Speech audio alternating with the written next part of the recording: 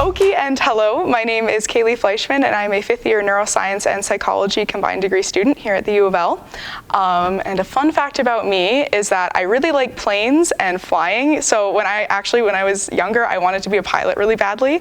Obviously things have changed because I'm not in aviation school, but I still have very much a healthy respect and love for flying and for planes, which I get is not up everyone's alley, but I like them. I think it's fun. But I am here with Dr. Jennifer Copeland, who is one of the associate deans in the Faculty of Arts and Science. So before we get into things, I do have a question for you. All right. So obviously we're both in the disciplines we want to be in because we like the subjects, hopefully.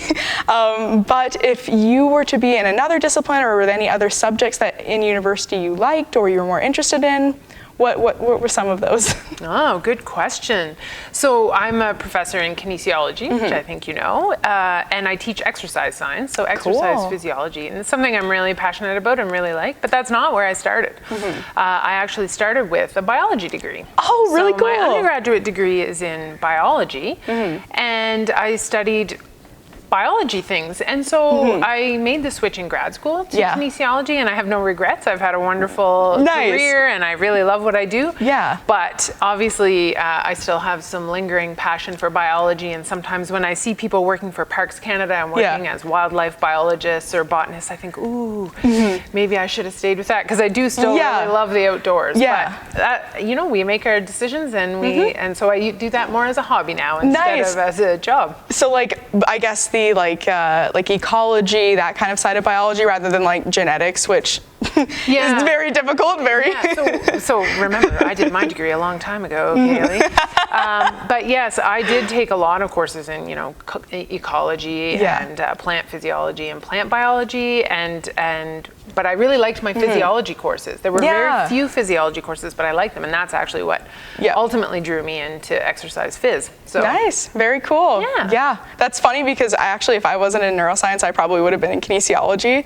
Like I'm in neuroscience and psych, but I really like kinesiology too. Kines is a very popular program. Everybody loves kines. It is. I know. It's funny. Like my roommate, my really good friend. Like I have so many people in my life in kinesiology, and I like it. So. We have a very large number of majors. One of the largest departments on campus, actually. Wow, that's like a fun fact. I feel like I've just been educated, but sometimes we compete with neuroscience and psychology for that honor. But if it depends on how you count the majors. But we have a lot of majors. Wow, very cool. A lot of people choose kines. Good, as they should. It's very interesting. Yeah, go kines. I love it. Well, today we're going to talk a little bit about the ways that you can manage your academics and keep them on track. And I know from personal experience, program planning guides, academic advising, 2 excellent resources that you should use. And being in my 5th year, I can't even count the number of times where I've just panicked over, am I like on track to graduate? Is this gonna happen? And like what courses I need to be taking and when. But program planning guides, that has gotten me through so much. It's really easy to use, but would you like to kind of describe more about program planning guides? I can't say enough about program planning guides, so I'm really glad you brought them up. So in the Dean's Office, one of my roles is overseeing program advising and the student program advisors. And so I am a firm advocate for PPGs, as we call them. So I'm glad you mentioned that. The PPGs. So the program planning guide, for people that might not know, is essentially a document that plans your program. It's pretty aptly named. So it outlines all of the degree requirements for a specific program. So when we talk about program, are you doing a Bachelor of Arts? Are you doing a Bachelor of Science? And then when we talk about your major, of course, that's the specific discipline that you've decided to focus on. And of course, there are lots of requirements to get a bachelor's degree, as it should be. If we're going to grant you that credential, there's some rules. And so the PPG outlines all those rules. Nice. So on the first page of the PPG is all the information about the courses that are required for your specific program. So PPGs are specific to each major and program. Then on the second page of the PPG is where you find the rules, you know, the fine print. It's not actually in fine print. But that's where some of the rules are, and that's often what trips students up. And it's really important to read about them right from the outset. And honestly, the rules do actually make sense, right? So some of the rules, for example, there's a limit to how many 1,000 level courses you can have. That's just one example. But it makes sense, right? If we're going to give you a Bachelor of Science, it can't be all based on introductory courses, Yeah. for example. Yeah. Or the residence requirement. If you're going to get a degree from the University of Lethbridge, at least half the courses have to come from the University of Lethbridge. Yeah. So Yeah. there's some specific policies and rules, and those are what you'll find on that second page of the PPG. Nice. And then on the last page, there's a sample sequencing guide. Yep. But but it's really important to remember, though, that's just a suggestion. Yeah. Right? Students take many directions through their degree and take courses at different times, but it gives you an idea. Yeah. The other important thing to remember about that is we do now publish timetables quite far in advance. Yep. And that's when you need to really be looking at your PPG. Okay, what courses do I absolutely need to get this year? Yep. Look ahead, see what semester they're going to be offered in. And that's how you start to plan your program.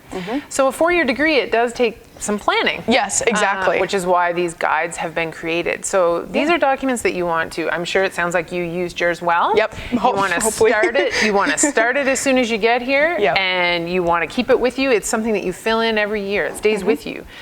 So it should follow you through your whole degree. Every year you update it to see where you're at in your program. So it's a really useful tool, and it's a way for students to take ownership. Yes. You know, am I on track? You can look at your PPG and see. Exactly. And where can we find copies of them? So the program planning guides are all available on our website, and you just simply have to choose your year. So the calendar year that you're working under is usually the year in which you registered at the U of L. Yeah.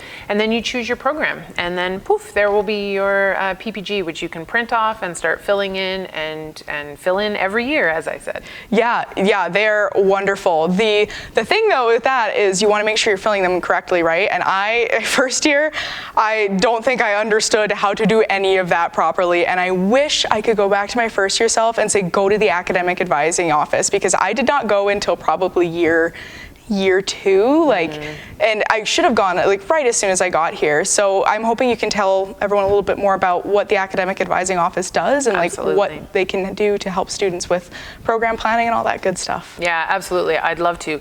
And that's so true. Students often don't end up going to advising until there's a problem, and then that's not the time. It's like almost the end of your 4th year and you're like, so I hope I can graduate. Not then. You definitely want to go sooner than that. Yeah. I recommend people meet with, so there's an opportunity to meet with a student program advisor in advising. There's various advisors that we have walk-in hours. Yeah. Obviously now we even have the ability to do Zoom appointments, walk-in appointments, and you can find all the information about meeting with an advisor on the website. Nice. And they're there all year round. And so we certainly do also, it's a really good idea to visit them on the downtimes, because they get really busy right as people are registering. They do, in fact. Be proactive. Go a month ahead of that and be first in line, right? So the advisors know so much. They know a lot more than I do, actually. They know so much about all those rules that I mentioned. Yeah. And so first of all, they can make sure that you're filling out your PPG correctly. Yeah. They can explain the PPG to you the way I was just explaining. And they know all those rules like the back of their hand. So they can tell you so much. Oh, you're in danger here of going over this limit. Oh, you just need one more course to meet this requirement. Yeah. They're just a wealth of information. And they're really nice. And they'd be happy to help everyone. So we would be happy if every student went to one. I feel like it would save a lot of stress for a lot of people, but it would. So a lot of times I have heard that we should go to academic advising when we're considering dropping a course or doing credit, non-credit. Why is that important to consult with an academic advisor before you make that decision? Yeah, that's a really good idea.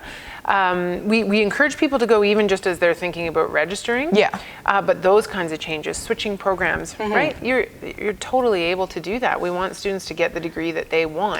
But as you're making those kinds of decisions, there are implications to other degree requirements, right? Different programs have different requirements. The advisors know about things that you might not even think of. Down the road, it might matter whether you do the credit, non-credit option or take a grade in this course.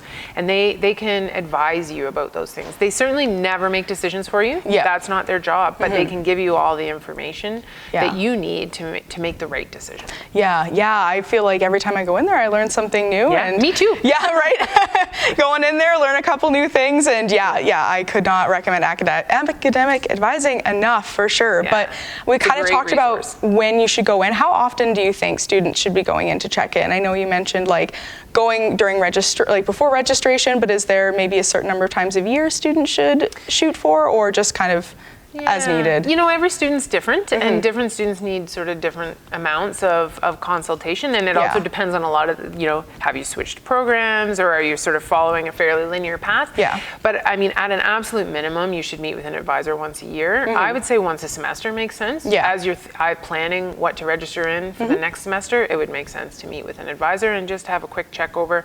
They'll do a check over of where you're at in your degree, give you a sense of what your best options are for you to consider for the next semester. Yeah.